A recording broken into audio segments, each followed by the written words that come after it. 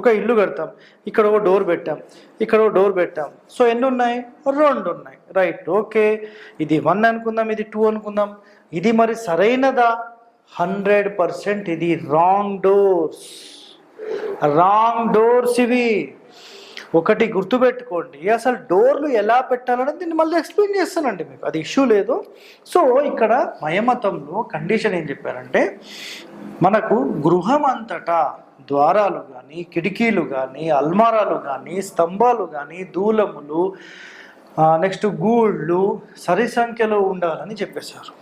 అంటే సరి సంఖ్య అనేది కారణము డెప్త్లోకి వెళ్తే ఒక ఎపిసోడ్ అవుతుందండి. నేను అదంతా కూడా మీకోసం మళ్ళీ ఎపిసోడ్ కూడా చేస్తాను, నేను ఎక్స్ప్లెయిన్ చేస్తాను మీకు.